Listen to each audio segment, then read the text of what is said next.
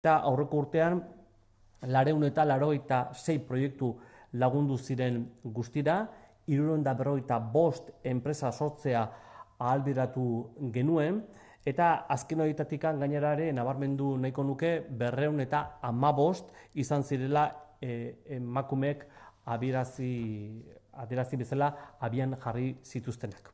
Programa zehatz honekin, orain arte lortutako emaitzak oso positiboak izan dira.